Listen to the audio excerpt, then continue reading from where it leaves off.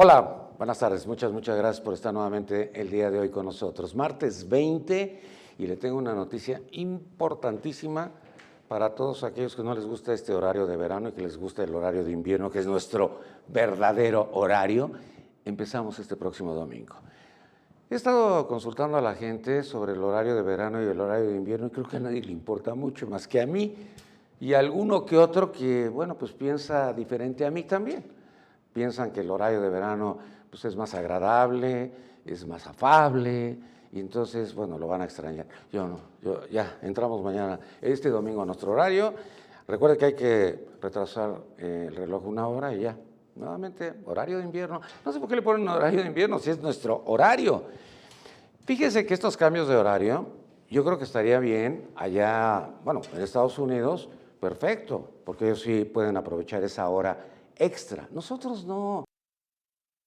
El gobierno mexicano dicen, bueno, ahorramos de luz, con lo que ahorramos de energía es lo que gastamos o despilfarramos en el estado de Tlaxcala, el estado más pequeño de la República Mexicana. Entonces, no es tanto el ahorro, sino que los gringos dijeron, va, porque la Bolsa Mexicana de Valores tiene que abrir a la misma hora que la Bolsa de los Estados Unidos. Y entonces, bueno, pues el Dow Jones tiene que abrir a esa hora, nosotros tenemos que ajustarnos, pero no es nuestro horario, nosotros no debíamos haber cambiado.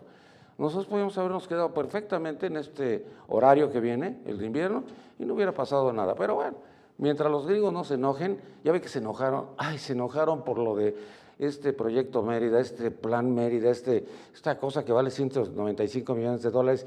No sé si usted se acuerde cuando Bush y Fox se pusieron de acuerdo de que nos iban a dar una cantidad en dólares para apoyar la lucha contra el narcotráfico. En ese entonces eran como 130 o 140 millones, no me acuerdo. Pero ayer McTurner, el comunicador allá de la Casa Blanca, dice, castigados los mexicanos, 5 millones de dólares fuera. Se los van a dar a Perú, a nosotros nos van a dejar en 190 millones desde el Plan Mérida. Y no sé cuánto dinero le ha metido entre Felipe Calderón y Peña Nieto a esto y cuántos muertos llevamos, porque puta, llevamos más muertos que estuviéramos en una Segunda Guerra Mundial. Pero en fin, esto es lo que nos castigaron con 5 millones de dólares, por no dar reporte de los derechos humanos. Pero ¿cómo vamos a dar reporte de los derechos humanos? A ver, tenemos, fíjese usted, Ayotzinapa, tenemos Tlatlaya, tenemos Tanuato, tenemos Apatzingán, tenemos Ostula. Digo, ¿cómo vamos a decir que pues, estuvieron ahí metidos los militares? Si es lo que se trata de evadir, que no aparezca que los militares estuvieron presentes ahí. Bueno, eso es en cuanto a lo que, bueno, pues ha venido sucediendo y ha venido pasando en relación a un asunto que a mí me llama mucho la manera de que Arturo Saldívar, el ministro de la Suprema Corte, lo está manejando. Arturo Saldívar es el encargado del proyecto de marihuana. Entonces dijo que pues, es inocua, pues hace el mismo daño que el tabaco, o a lo mejor menos daño que el tabaco, o menos daño que el alcohol, depende de lo que usted beba. En alguna ocasión hice un programa sobre alcoholismo y ese programa de alcoholismo, la lucha era por los anunciantes, de que no debería de haber anunciantes en la televisión ni en la radio, porque con esto se motivaba al consumo. Y entonces, en aquel entonces, la Unión Soviética estaba en primer lugar de consumo de alcohol y el vodka no aparecía en ningún canal de televisión, en ningún programa de televisión. Entonces, dependiendo del consumo del alcohol, es lo que puede ser dañino. Pero, a ver, ¿por qué vamos a hacer legal la marihuana si no es ilegal? Si yo ahorita tengo 5 gramos en mi bolsillo, nadie me va a poder detener porque soy adicto y me puedo echar 2 churritos y puedo traer a mi novia con otros 2 churritos y a mis primos con otros 2 churritos. Entonces, no sé por qué lo vamos a legalizar. Seguramente porque Vicente Fox, el que era presidente de los Estados Unidos mexicanos, dijo que él quiere parte de la distribución, será para agradar al señor Fox y a la señora Marta. Bueno, lo de la marihuana, pues que quienes están a favor y quienes están en contra, pues yo no siento que sea así como de debate, ¿no? Como que eso ya es un problema de salud y yo creo que lo debería de determinar exactamente pues, la Suprema Corte de Justicia. Ya Mercedes Juan, que es la secretaria de Salud, pues ella dijo que pues, tabaco no, tabaquismo no, como han venido diciendo en los diferentes sitios, pero ahora vamos a decir, tabaco no, pero marihuana sí. Entonces, Bueno, pues cada quien con su churro. Y yo me acuerdo cuando era niño, y no sabían enojar los militares, porque ahora están de un sensibles que no quiero ni mencionarlos. Bueno, cuando yo era niño yo estudiaba con jesuitas, y en los colegios de jesuitas decían, no fumes marihuana porque eso nada más es de los sardos son los militares. Y después ya todo el mundo le metía la marihuana, y un día le preguntaron a Clinton que si él había consumido marihuana, claro, había salido de la gubernatura, era el candidato demócrata a la presidencia de los Estados Unidos y dijo que sí. Pero ya después como que se retractó de que, pues allá en los Estados Unidos, pues todo el mundo le mete a la marihuana. Bueno, a ver, yo me pregunto, a ver, si usted llega a los Estados Unidos, todo el mundo le ofrece coca, todo el mundo le ofrece marihuana. O sea, el mercado de consumo lo puede usted negociar con los dealers. Los dealers están en todos lados, pero tiene otra particularidad. Ahí no matan a nadie. Ahí lo tienen controlado y lo tienen administrado. 28 millones, 25 millones, 30 millones de estadounidenses que han caído en las drogas. Imagínense un día sin drogas, le hacen una revolución a Obama y no llega. ¿Va a llegar Trump o va a llegar Hillary? Porque hoy el vicepresidente de los Estados Unidos decidirá si va como precandidato de los demócratas. Pero cuando todo el mundo está pensando, ¿qué va a hacer? ¿Va a tomar la decisión de ir o no ir? No es eso, necesita 60 millones de dólares. Allá no son como aquí que cualquier güey pues, hace su campaña porque el dinero se lo da el INE. O sea, de nuestros bolsillos le estamos pagando a cada uno de los partidos políticos. Allá no, allá necesita 60 millones de dólares Joe Biden para decidir mañana si va a esta precampaña. La Clinton ya los tiene, esa no tiene dificultades ni problemas, porque además de lo que ella ha conseguido a través de todas estas reuniones, comidas, cenas y demás, tiene un esposo maravilloso que nada más hace así la mano y hasta Slim. Bueno, Slim es el gran cuate del señor Clinton. Pero, ¿qué pasa en los Estados Unidos? Este 14 de noviembre van al segundo debate de los demócratas. Sanders, que era así como que el candidato, así que decían, ay, puede desbancar a Hillary Clinton. Recuerda usted que nada más ha sido senador por Vermont.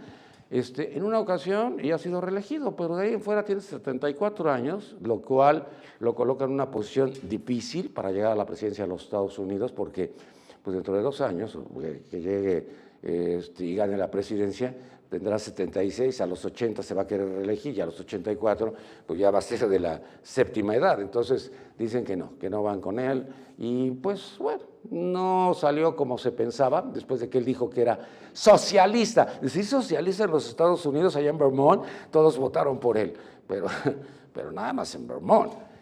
¿Y por qué 2 años para una campaña de los estadounidenses? 2 años. Como que es mucho desgaste, ¿no?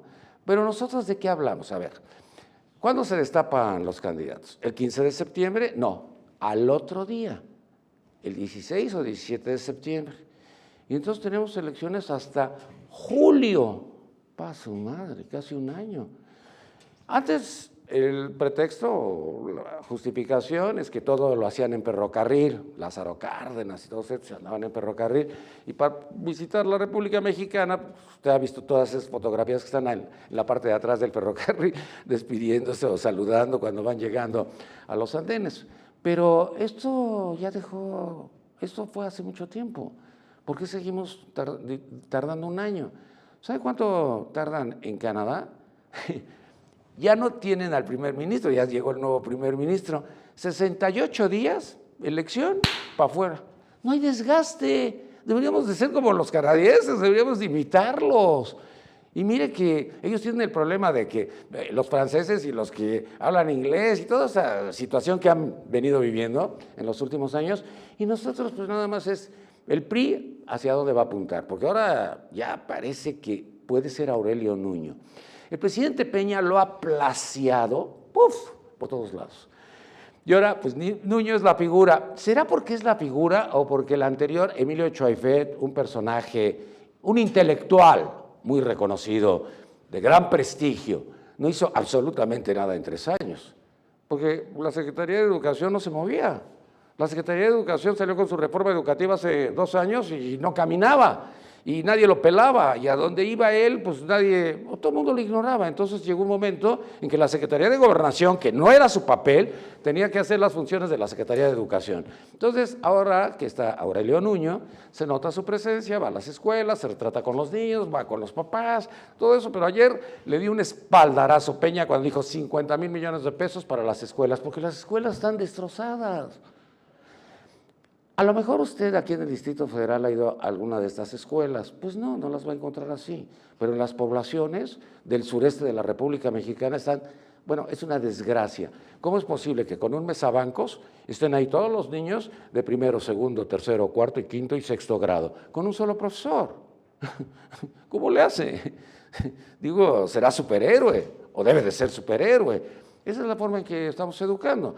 Y ahora, con una aliciente de que la Coca-Cola, ya a partir del próximo año, ay, esto es un...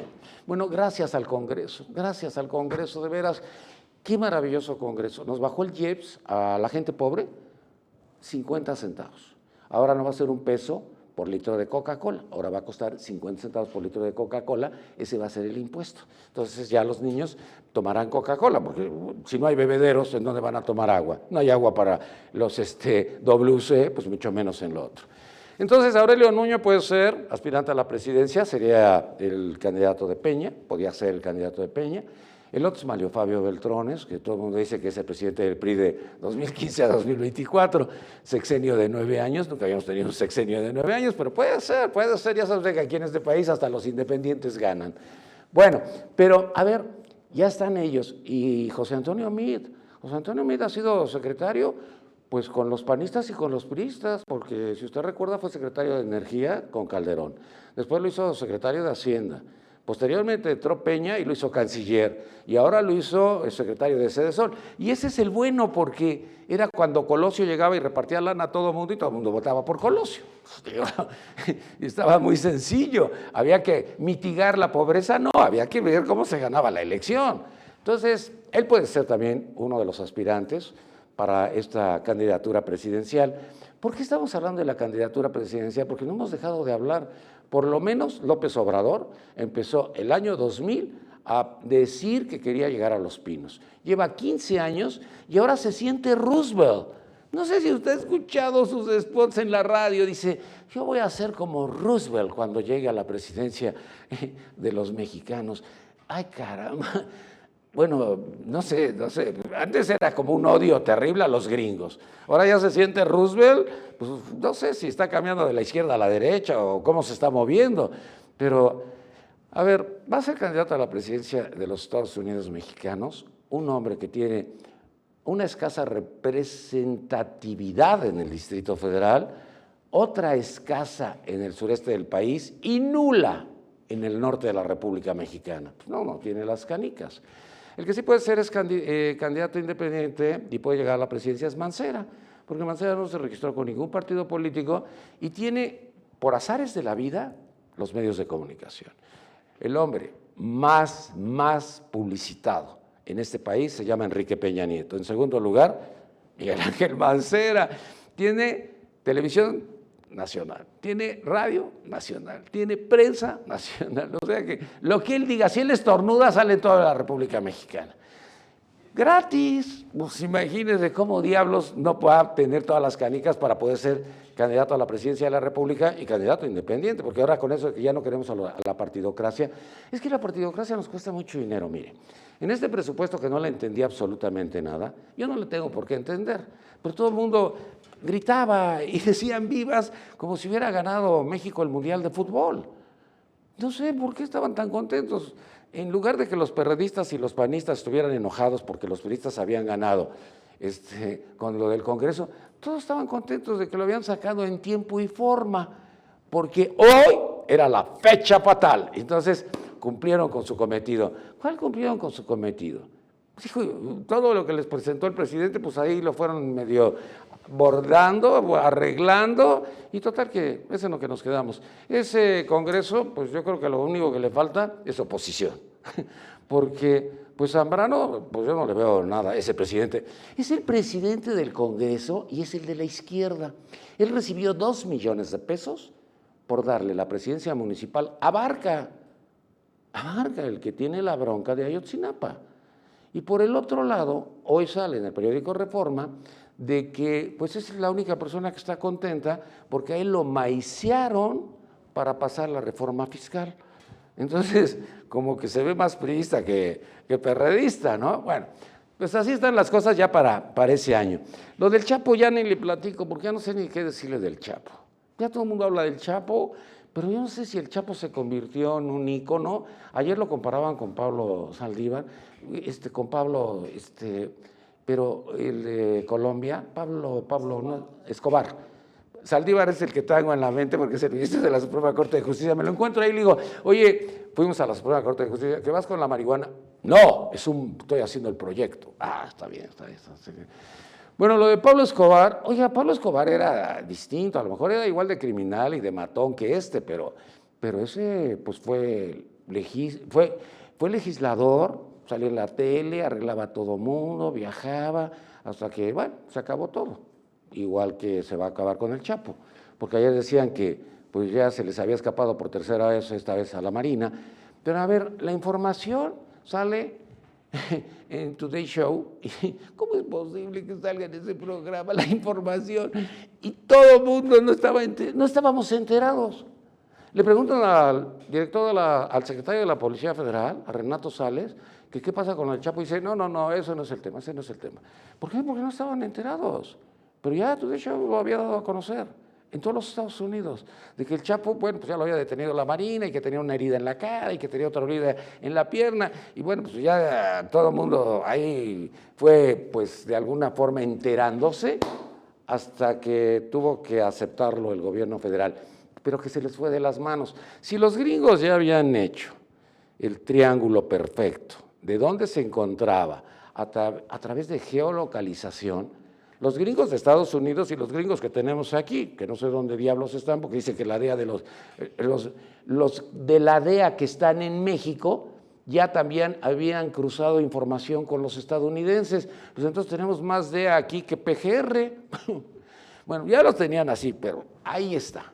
En un rancho que era muy difícil llegar por la situación, es el triángulo, no me haga mucho caso, pero creo que es Chihuahua, que es Durango y que es Sinaloa, sí, esos son los tres estados. Ese es el triángulo famoso, yo nunca lo había escuchado, pero decían que ese era el triángulo famoso.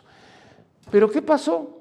Pues que sí les escapó y no hizo ningún túnel. Bueno, ayer salimos con que Arely dice que se escapó por el túnel. Después del túnel se montó en un avión, el avión lo llevó a Culiacán, el piloto está detenido. ¿Cómo se llama el piloto? Nadie sabe. ¿Por qué la procuradora no ha dicho el nombre del piloto? Además, ¿por qué la procuradora? Porque yo no sé de dónde salió ese audio, ese video con audio. Ahora hay que pedir video, pero con audio.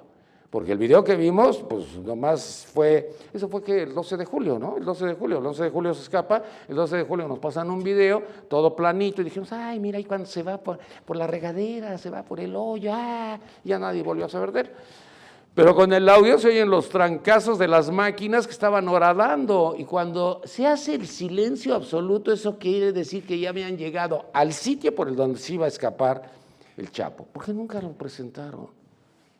Entonces, ahora hay que pedir video con audio, pero bueno, ya se va el Chapo, desaparece el Chapo, ya después nos enteramos que fue hasta Querétaro, nadie sabía que había ido hasta Querétaro, bueno. No sé cómo se llama una población antes de Querétaro, que tenía un aeropuerto clandestino o no clandestino, porque tampoco se ha podido especificar. Se ve ahí una parte del aeropuerto, es un aeropuerto chiquito, donde se ve que pueden llegar avionetas, pero no un avión transcontinental, ni mucho menos. Pero ahí ya lo estaba esperando, y el piloto ya se lo llevó. Y hay 11 detenidos. ¿Sabe quiénes son los 11 detenidos? Los monitoristas, los que están viendo al Chapo, los que tienen frente a sus ojos las pantallas y que ni siquiera se movieron. O sea, la señal de alerta se da 30 minutos después. ¿Por qué? Porque ya les habían dado suficiente cantidad de dinero a todos, pero ellos son los empleados menores. ¿Quién estaba atrás de todo esto? Tiene que ser alguien del gobierno federal y alguien de muy arriba. Por eso yo creo que es la discreción, porque decían, es la secrecía que tenemos de este video que es el que está bajo investigación o está en investigación. Yo no creo que sea eso. Yo creo que alguien o alguienes, alguienes están coludidos. Bueno, y bueno, pues esto de Fidel Herrera es maravilloso. Fidel Herrera hoy se va a Barcelona, es el cónsul. No sé cuántos millones de pesos se robó en el estado de Veracruz, pero bueno, pues se robó toda la lana del mundo y que lo iban a consignar, pues no lo consignaron, lo hicieron cónsul. Pero no lo tiene que aprobar el Senado porque no es cónsul general. ¿Y que en Barcelona lo van a aceptar así? O sea, se los mandan como cónsul así de, ya agarren ese güey, ya, nuestro cónsul. Bueno, pues que le vaya bien, ¿no? Que sea para bien de todos. Bueno, ya le platiqué de todo, pero le quiero platicar lo de los migrantes. Lo de los migrantes no pude dormir. No sé si usted estuvo viendo ayer la televisión de los Estados Unidos. La televisión de los Estados Unidos estaban pasando a todos estos migrantes de Siria, pero ayer el conductor dice que van a hacer el enlace y entonces está su reportero y empieza a hablar en inglés diciendo que, pues que ya no hay impermeables, está cayendo un aguacero de la fregada, se ve a mucha gente pues con impermeables, pero otras sin nada, o sea, impermeables de plástico, otras sin nada, los niños, los mayores, todos hacinados. Yo me pregunto, y también dicen, no tenemos ya alimentos. ¿Qué pasa con todo eso? Mire, yo no sé qué sucede con los migrantes. Yo soy hijo de migrante, mi padre viene después de la Primera Guerra Mundial, y ellos salieron de Krasnodar, Rusia, llegaron a Estambul, no los recibieron y los dejaron ahí abandonados como perros. Se fueron a Francia, los dejaron abandonados como perros. Subieron a un barco y llegaron a un barco aquí a México como perros. Entonces, ¿es estar como perros tanto tiempo? ¿Es maltratarlos a los niños? Oiga, esos chiquillos, usted veía las caras de sonrisa, de sonrisa. No, eso a mí me impactó mucho, no sé a usted, no sé qué vaya a pasar. Es un problema muy grave que no sé cómo lo vayan a arreglar allá en la Unión Europea. Pero en fin, hoy vamos a platicar de política de drogas y bueno, pues ya están nuestros invitados listos y preparados. Nos acompaña Miguel Ángel López, magistrado de circuito. Miguel Ángel, mucho gusto. Gracias, buenos días. Política de drogas, ¿qué entendemos por eso? Bueno, son las actitudes, las direcciones que un Estado, que un país, México, asume en relación a las drogas que existen en México. Tú sabes que existe un enorme conflicto en nuestro país en el tema de las drogas, un país que en un principio era de paso, que después se ha vuelto consumidor, productor y que ha ocasionado, como hace referencia, la lucha contra el narcotráfico, una enorme cantidad de muertos. El narcotráfico no tan solo tiene un carácter nacional, sino internacional, permea, corrompe, destruye las estructuras sociales y desafortunadamente la cercanía a la vecindad con los Estados Unidos nos hace un país muy distinto y muy diferente a todo el mundo. Díaz Ordaz, uno de los presidentes más odiados en este país, decía que ellos eran la piscina, que nosotros nada más éramos el paso para que llegara a la piscina, que era los Estados Unidos. Así es, ¿no? Sí, sin embargo… O así fue en esa época. Sin embargo, este paso ha producido unas enormes ganancias y estas ganancias que todos quieren, todos los cárteles, han producido infinidad de luchas internas, se han involucrado muchas personas, muchas instituciones y ha creado un conflicto enorme. Ha reestructurado la economía, la política, el propio derecho y todos los ámbitos sociales. Sacar a los militares de los cuarteles fue idea de Calderón. Bueno, tú sabes que se trató de encontrar a partir de los planes que se desarrolló, el Plan Cóndor, creo que fue el primero de ellos, para tratar de luchar contra este flagelo, pero pues, han fracasado sistemáticamente. Pero los militares no son policías. Claro, ellos tienen otro adiestramiento, tienen otro desarrollo intelectual, tienen otra conformación. Creo que se ha impugnado, se ha atacado enormemente esta política y verdaderamente el ejército se ha visto incluso vulnerable en ese sentido. La DEA no confía en el ejército mexicano, porque es vulnerable, confían en la Marina. En la Marina, sí. Y entonces ellos la información se la pasan a la Marina. No hacen caso de la Policía Federal, no hacen caso de la Procuraduría General de la República, no hacen tampoco caso del propio ejército mexicano. Entonces estamos mal. Así es, efectivamente, como tú lo refieres. O sea, cada quien va por su lado. Las grandes no hay un mando único. Las grandes detenciones las ha realizado la Marina, incluso... Pero con información estadounidense. Claro, claro, se les ha dado la información previamente en este propio contexto. Es un tema muy importante las drogas en la política porque determina incluso el propio derrotero nacional. No podrá soslayarse este tema bajo ningún contexto. Muy bien, también nos acompaña la maestra Araceli Manjón, ella es profesora de la Universidad Complutense de Madrid. Araceli, mucho gusto, bienvenida. ¿Qué podemos entender de todo esto? A nivel mundial, a nivel continental, no, a nivel europeo. A nivel mundial, sin duda, mundial. Porque la política de drogas está impuesta desde Naciones Unidas a todos los países que forman parte de la misma y han firmado las convenciones de drogas, las malditas convenciones de drogas. Con lo cual, el mal empieza en Naciones Unidas. Lo que ocurre es que a algunos países les golpea más que a otros. Desde luego, México es una de las víctimas más importantes de esta política, por lo que le viene de fuera y por lo que se ha generado dentro. La militarización ha sido uno de los mayores errores. Es decir, el mismo día que Calderón declaró la guerra a las drogas, la perdió, porque no sabía contra quién la declaraba y no sabía cuál era el objetivo. Y por el camino se le han ido 60, 70, 80.000 vidas, las que sean, no lo sé. Y desde luego nadie lo sabe. Claro, pero creo que la droga no mata a tanta gente. El consumo de droga creo que no es tan nocivo como militarizar el combate. Y bueno, es lógico, los policías están entrenados para detener a los delincuentes y proteger a los ciudadanos, al menos. Ese es su entrenamiento. Los militares están entrenados para acabar con el enemigo. Entonces, claro, la lógica militar en una cuestión que tendría que dirimirse con coordenadas policiales no funciona. El militar no tiene especial interés en detener para poner a disposición del juez, sino abatir al enemigo. Claro, eso genera... Abatir, ese es un término que ha causado muchos problemas en nuestro país, porque se dijo abatir en Tlatlaya, y entonces tiene varias acepciones. El ejército dice que no quiere decir abatir, asesinar, matar, lo que sucedió.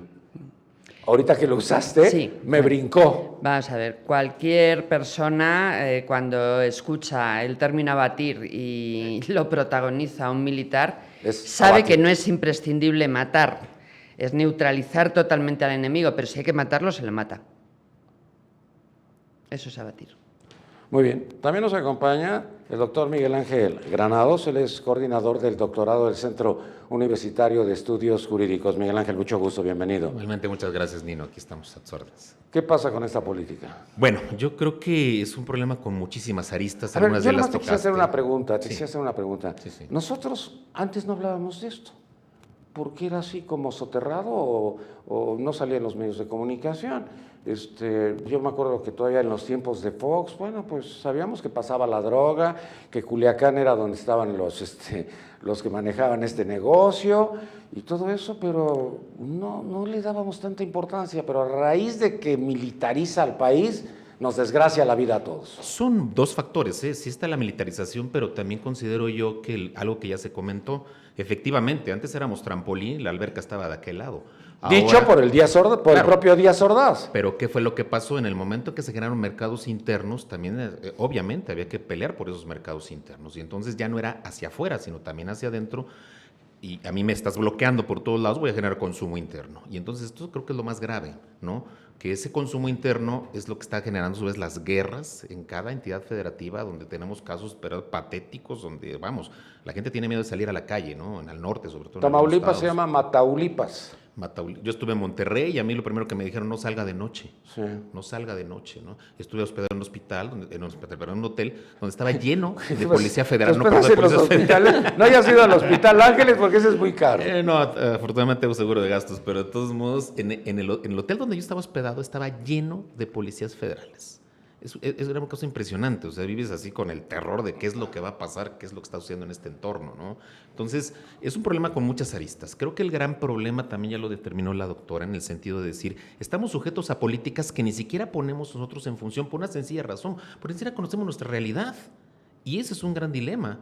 Para que un país funcione, necesita basarse en políticas públicas asociadas a una agenda social donde tengas claridad respecto de cuáles son tus auténticos problemas, identificarlos. Si te pones a pensar en que tienes que inhibir la venta de la droga, perdón, ¿y qué estás haciendo en relación al consumo? Porque el que consume efectivamente no comete un delito, pero de algún lado la sacó. Esa es la gran pregunta que hay que hacernos. ¿De dónde llegó? Los gringos saben administrar perfectamente el negocio. Ahí tú consigues la droga y la usas y no te pasa nada. Claro. Y los dealers siguen en todos lados. Yo no veo que los aprenda la DEA y que tiene toda la información. Ahora que salió lo del famoso quinto autobús de Ayotzinapa, que era el que llevaba la heroína hasta Chicago, yo me pregunto, ¿y qué hasta Chicago hay puros mexicanos en la policía de los Estados Unidos? ¿O la DEA no está en los Estados Unidos viendo que si sabían que iba un autobús lleno de heroína a Chicago, ¿por qué no lo detenían? Sí, entonces, no es que es obvio que hay una cadena de corrupción impresionante y una infiltración terrible. Pues allá no matan a nadie. Ah, no, claro.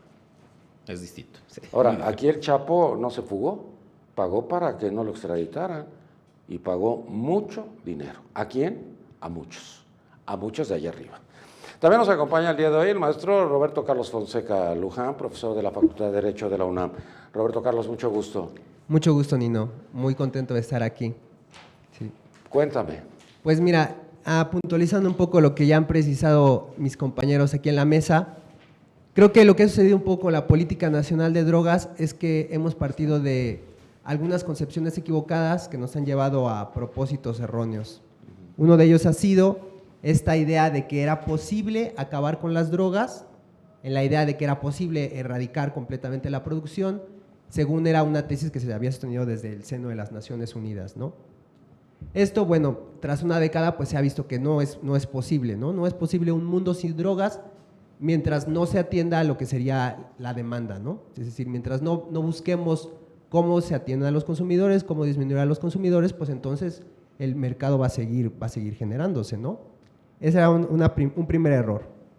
El otro error fue pensar que esta erradicación de las drogas se podía hacer pues como si fuera una guerra, ¿no?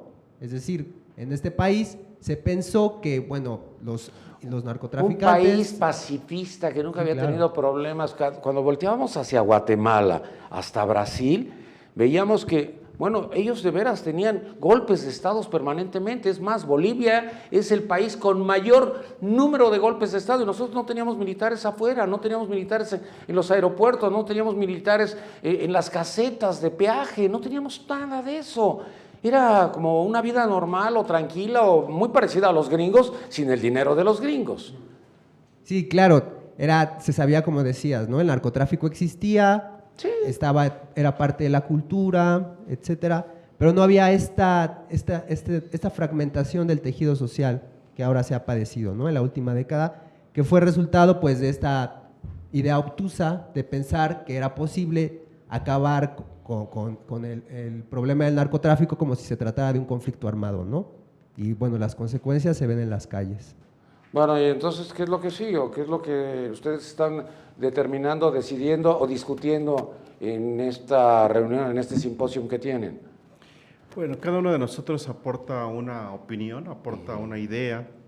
Y efectivamente, hoy en día se discute, entre otros aspectos, las políticas que el Estado va a asumir. ¿Legalizar? Y es interesante la posición del proyecto que va a discutir la Suprema Corte, entre otros muchos más. ¿El de la marihuana? En el tema de la marihuana.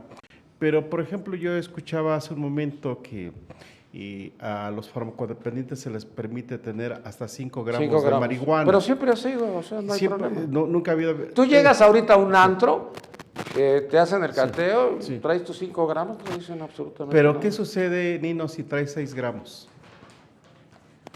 Y la política del Estado ha sido… Te la pongo más fácil. Dicen los policías que son 2 churros, punto. O sea, Fíjate. ellos no tienen el gramaje, Sin embargo, pero saben que sí. sale nada más para 2. Sin Y por embargo- eso, si tu novia lleva otros 2, bueno, ya llevan 4, pero son 2 personas. Pero, sin embargo, aquí se criminaliza a la persona, al adicto, y es sometido a una pena de prisión hasta de 10 meses por tener 6 gramos de marihuana.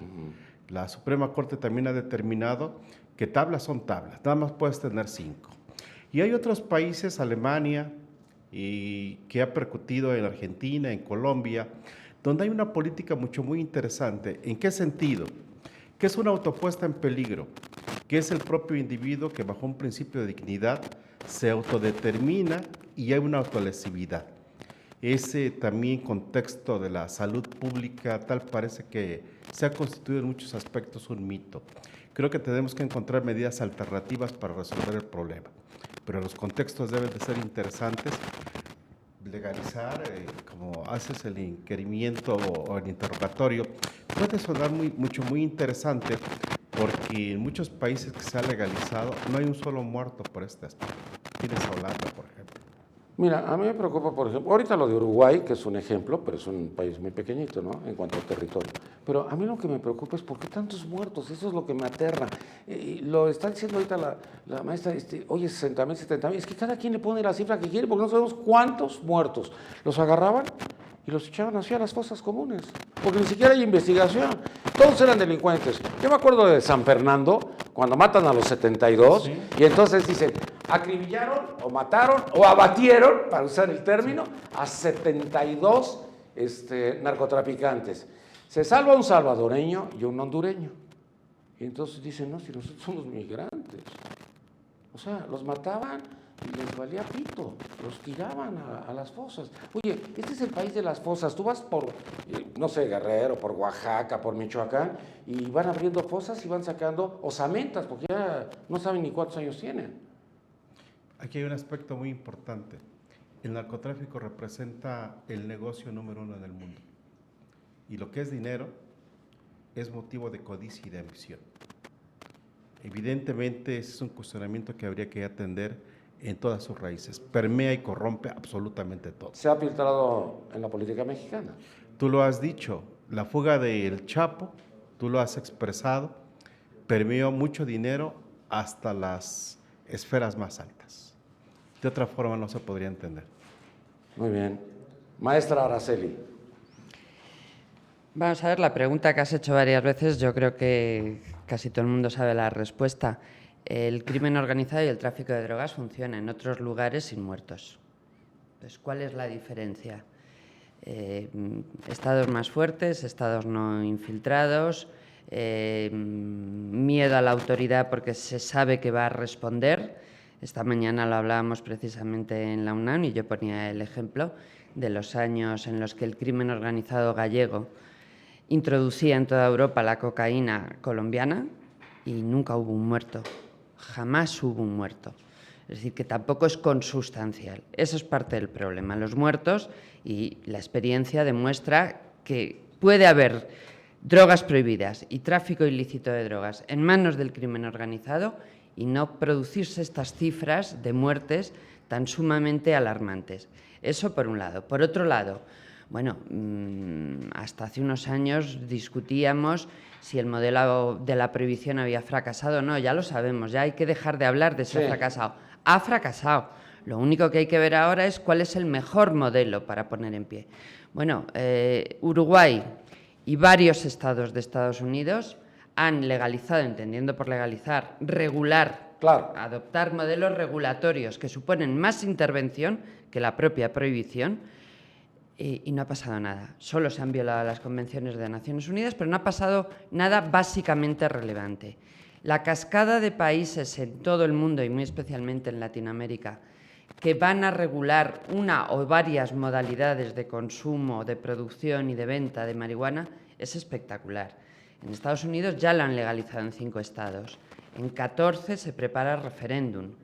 El cannabis medicinal en Estados Unidos está legalizado en 15 estados y otros 20 preparan la regulación. Es decir, esto ya es imparable, lo de la marihuana es imparable. Si ibas a estudiar en los Estados Unidos, tú llevabas la droga y ellos conseguían el alcohol. Esto era en las universidades. O sea, el chavo mexicano llegaba con la, ¿cómo se llamaba? La marihuana dorada, o Acapulco La Golden, Golden. la Golden. Acapulco Golden, porque decían, ¿traes Acapulco Golden? Yo no sé si llevaban Acapulco Golden, pero llevaban algo. Golden. Entonces, como que, pero no había muertos, no había esas balaceras tremendas. Estaba yo escuchando a Héctor Astudillo, que acaba de ganar la gubernatura de Guerrero y que toma posición la próxima semana. Él está comiendo en un lugar que se llama Forza Italiana, o no sé cómo se llama el restaurante? Forza Italiana. Y a un lado llega un cuate con un Volkswagen, empieza a disparar como loco, porque seguramente le cobraron de más, y deja heridos a 2 de sus escoltas. Entonces el gobernador dice, yo nunca había sentido tanto miedo. Mi esposa tampoco nunca había sentido tanto miedo. Pero eso es lo que siente la gente que vive en medio de este narcotráfico, de esta lucha o de esta guerra en que matan a medio mundo y siempre hay pues que los civiles que iban pasando, que iban atravesando, o lo qué sé yo, pero pareciera como que pues esto iba a terminar con Peña, porque de alguna forma lo podía acabar, pero no se ha podido. Esto concluye, ¿cuándo? Cuando gane la próxima, el 18, cuando venga otro presidente, o cuándo, o cuando ya no tengamos más vidas que ofrecer. Ayer hacían una aclaración sobre el Chapo, yo no sabía quién era el Chapo, y el Chapo era testaferro de Don Neto, decían ayer. No sé si ustedes lo sepan. Entonces van matando y van deteniendo a los de arriba y estos van escalando las posiciones. Entonces por eso nunca los vamos a acabar. Porque se fue la Barbie y ya está otro en lugar de la Barbie. Ya el Chapo no estaba operando, ya estaba operando otra persona durante 14 meses. Se fuga el Chapo, yo creo que retoma otra vez su negocio. Pero, y todavía Forbes sale con que uno de los hombres más ricos del mundo es el Chapo con más de $1,000 millones. Entonces, oye, pues yo quiero ser narcotraficante. Eso es lo que queda en el esquema, ¿no? Sí, es que es la dinámica de los cárteles, o sea, así funcionan. Es decir, en cuanto cae uno, inmediatamente ya saben quién es el que va a tomar las riendas del negocio. Pero yo creo que algo muy importante. O sea, nadie es indispensable no, para claro, terminar. por supuesto que no. Claro. Es una estructura que está hecha de tal forma en que se puede prescindir de quien sea. No hay ningún problema en ese sentido, ¿no? Entonces, los saldos de la muerte yo los veo asociados a algo. No es problema de drogas, Nino, ¿eh? Es problema de mercados. Es decir, lo único que estamos tomando en consideración es la mercancía. ¿Cuál es la mercancía? La droga. ¿Cuál es el problema? La lucha de mercados. Es eso nada más. Entonces, tenemos que acabar con el mercado.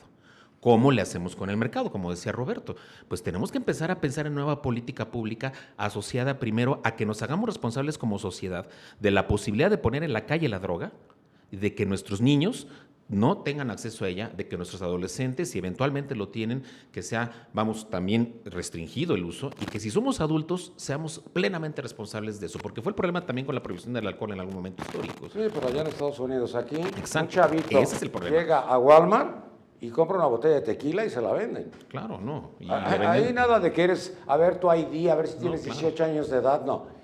Llegó por una botella o llegó por tabaco y pues, lo saca. O en el Oxxo le venden los donde cigarros sea. sin Bueno, problema. más sencillo, en el Oxxo, ya, Claro. más fácil. Llegan, se compran su anforita y se ponen hasta las chanclas. Entonces, ¿hacia dónde vamos si eventualmente ¿Cómo tenemos vas ese entonces a acceso? controlar la droga? Es que no lo entiendo. Si el alcohol lo tienes ahí a la venta para todos los niños. A ver, los cigarrillos. Tú ve a cualesquiera de los puestos de periódicos y vas a ver los cigarrillos que se venden 1 a 1, que está prohibido en toda la República Mexicana. Y están las cajetillas con los cigarrillos y pasa un señor, agarra su cigarrillo y lo paga. ¿No está prohibido? Claro. Entonces, ¿por qué No, está...? en cada semáforo hay alguien que te vende, un vendedor ambulante que te está vendiendo objetos ahí chinos y aparte trae toda su gama de, además todos los cigarros que te imagines, ¿eh? Entonces, contrabando y no contrabando. ese es el gran problema que yo veo. O sea, en una política pública en la que tenemos que pensarnos que si vamos a asumir el reto de despenalizar la droga, tendríamos que estarlo pensando también en función de cómo estamos educando a nuestros hijos para que eventualmente ante la cercanía o esta eventual experiencia de que alguien le ofrezca, porque nunca va a faltar, ni no tú lo sabes, a lo mejor alguien no te ofrece de comer, pero quien te ofrezca de fumar, de beber y para adorarte, nunca va a faltar quien. A ver, ustedes que van mucho a la Suprema Corte de Justicia y a Palacio Nacional, ¿cuál es la última película de piratería que han comprado? Porque ahí se vende toda la piratería y estás afuera de la Suprema Corte de Justicia. Claro. Entonces, digo, ¿para qué nos hacemos así? Que ¿cómo vamos a empezar? ¿Cómo vamos a iniciar? Que los niños ya no tomen Coca-Cola, que tomen agua. Pero si no hay bebederos, no hay agua ni siquiera para el WC en la República. En esta ciudad no hay baños con agua. Y es la capital de la República. Entonces, mejor que se muera el niño tomándose esa agua para que le dé diarrea, o que tome una Coca-Cola que le va a hacer daño y va a ser obeso y va a ser diabético y va a tener muchos problemas en el futuro. Parece como que les importa un pito. Mira, yo creo que aquí cada sexenio es borrón y cuenta nueva. ¿No es así? Bueno, justo lo que acabas de decir ahora, Nino, nos ayuda un poco a ampliar la perspectiva sobre el problema, que más allá de hablar de las etiquetas, de drogas, el crimen organizado, hay problemas en la sociedad que son mucho más profundos, ¿no? Esto de la piratería, de que te vendan alcohol a menores, se parece también a una cultura de la ilegalidad que necesita ser atendida por políticas educativas, en dado caso.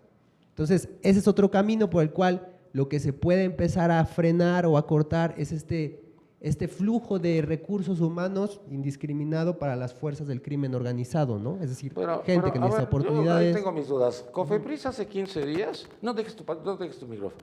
Cofepris hace 15 días da a conocer que, bueno, pues incautaron no sé cuántos galones o litros, o no sé cómo se tenga que decir, de alcohol, de bebidas alcohólicas adulteradas. Pero no detuvieron a nadie porque no había nadie. En un negocio donde aparecen tantas botellas y cajas de botellas, y tú dices, pues se salieron todos y llegó Cofepris y se los llevó.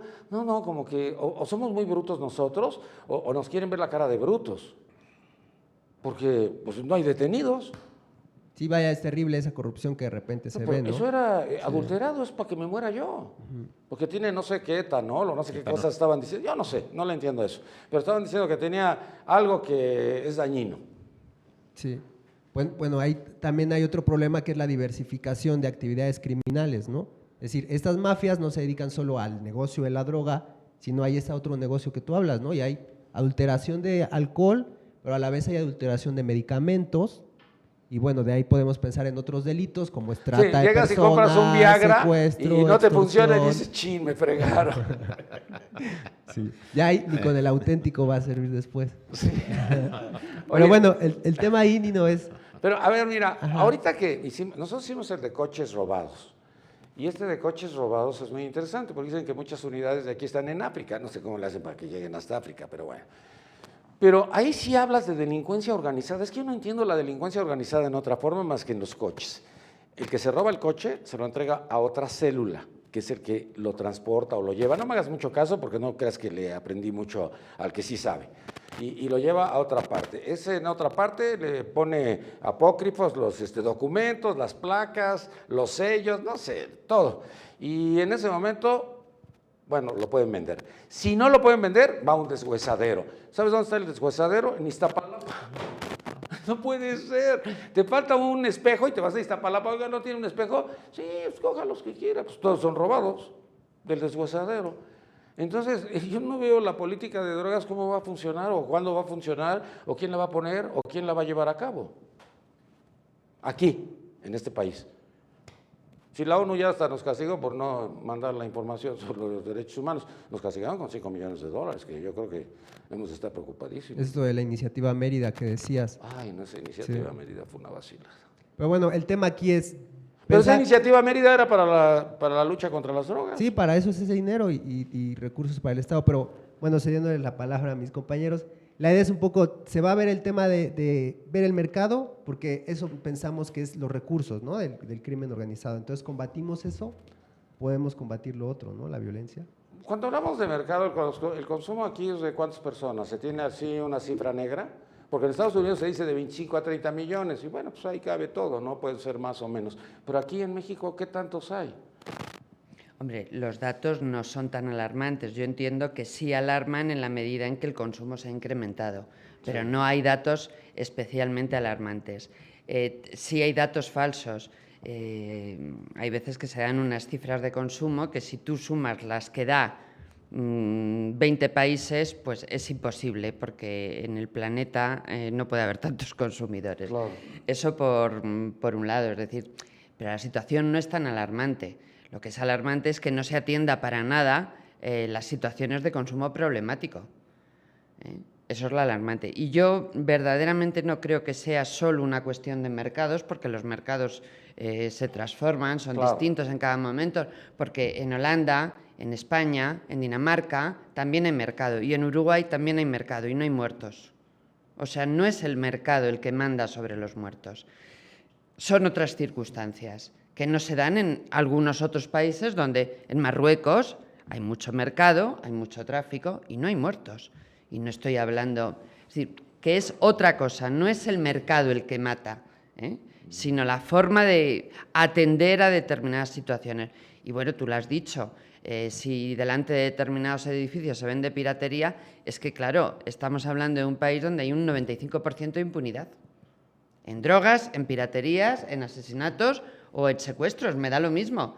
Pero claro, si manejamos un 95% de impunidad, el sistema no puede funcionar. Necesariamente no puede funcionar.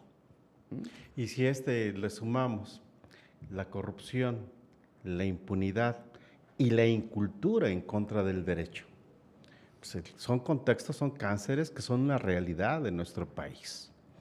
Además, la enorme marginación y pobreza.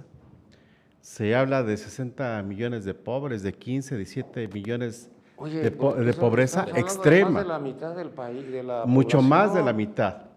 ¿Y qué habría antes, Nino? El hijo del campesino aspiraba a irse a Estados Unidos de bracero. O en última instancia, hacer como su papá, un campesino. Hoy en día no. Hoy su propuesta y su única posibilidad es ser un productor de enervantes, de drogas, porque eso le significa por lo menos un instante en su vida. El problema del contexto cultural, la educación, los valores, ha hecho un país que verdaderamente entre en un estado de reflexión y de análisis. Sin embargo, las propuestas de este simposio y de muchos más es encontrar las vías a través de soluciones civiles de una sociedad que verdaderamente pugna por combatir directamente sin falsos discursos. Mira, antes se hablaba de la clase media, cómo podía conseguir sus drogas aquí en el país, las sintéticas principalmente. Entrabas al antro y en el baño no había cámaras y ahí te los vendían. Ahora, no era el dueño del negocio el que las estaba facilitando, porque obviamente tenía una gran inversión, pero el cuate que entraba a hacer pipí estaba esperando a los clientes, era el dealer, ¿no? Y ahí estaban las drogas y todo el mundo lo sabía y nadie hacía absolutamente nada. ¿Por qué? Porque obviamente repartían, salpicaban el dinero. Y cuando salpicas el dinero, estás hablando de corrupción, estás hablando de impunidad. Oye, pues es muy sencillo dedicarme a asaltar si tengo el 97% de probabilidades de que no me pase nada, porque es la impunidad.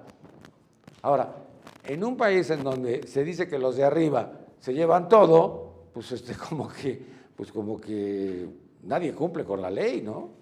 Porque ahorita estaba diciendo, en un periódico El País, hay una entrevista al secretario de Hacienda, dice que bueno, lo que nos ha pegado, lo del Chapo, lo de la Casa Blanca, bueno, pues sí, nos ha pegado todo eso. Pero no es que nos haya pegado, es que les pegó a ellos. Esa es la verdad. Y ahora, ¿qué es lo que viene? Porque a mí me preocupa mucho de que dicen, bueno, es que estos jóvenes que, bueno, no pudieron entrar a la escuela porque no hubo las universidades suficientes o los espacios suficientes para que ellos llegaran, ¿a dónde van a ir? Pues al narcotráfico, porque ahí les van a dar los 200 o 300 o 400 pesos diarios cuando tenemos un salario mínimo de 70 pesos con 10 centavos, que es irrisorio. Es irrisorio porque no sirve para absolutamente nada. Y todavía te dicen, pero tuviste un aumento de 3 pesos, no friegues. No alcanzo a entenderlo. Ayer el triunfo, yo no sé por qué tenía que salir la Coca-Cola, de que la Coca-Cola iba a costar 50 centavos menos a partir del próximo año, porque el impuesto del IEPS se lo iban a bajar, 50 centavos por litro. Como que te das cuenta de que ¿quiénes son tus legisladores? Son tus representantes. Yo ayer, cuando vi todo esto del Congreso, que no le entendí absolutamente nada en el canal del Congreso, solo me quedaba una duda. ¿Ellos están ahí para ahorcarnos o para ayudarnos? Porque son nuestros representantes. Pero cuando empezaron a gritar, victoriosos de que habían logrado sacar adelante esto, ¿para beneficio de quién? Entonces, vamos a concluir porque yo los veo así con cara de que, pues entonces, estamos enmarañados, ¿verdad? Y eso que estamos en la capital de la República. Porque si nos movemos hacia poblaciones medias es distinto y a poblaciones pequeñas todavía más terrible, porque ni siquiera carreteras tenemos. Entonces, cuando dicen Guerrero, Guerrero no es Acapulco, Guerrero es Arcelia. ¿Cómo llegas a Arcelia? Pues en burro. Digo, ¿para qué le das vueltas? Digo, y en burro llega la droga. No, de ahí sale la droga, ¿verdad? Bueno, ya nos vamos. Miguel Ángel Aguilar López, magistrado de circuito. ¿Cuál sería tu conclusión y tu comentario final? ¿Y qué es lo que están haciendo ustedes? ¿Por qué no nos platican algo? Tratar de evolucionar en un contexto de impartir justicia bajo modelos de realidades, creo que debe ser una buena propuesta. Y la propia legislación en su interpretación debe de ser en un contexto social en donde tengamos verdaderamente la armonización del respeto irrestricto de los derechos humanos y un combate eficiente y eficaz a la delincuencia. ¿Eso dónde lo están discutiendo ahorita? Se discute en todas las, en la UNAM, sí. ¿De qué se trata? ¿Cómo se llama? ¿O qué es? Es un simposio, Drogas y Criminalidad.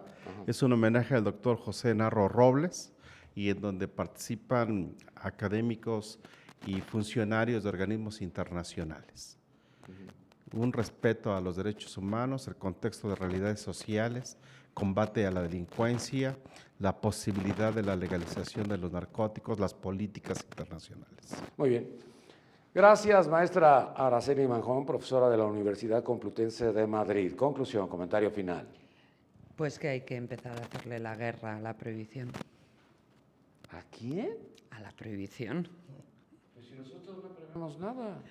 Bueno, en el planeta están prohibidas las drogas y las consecuencias son las que se están viendo.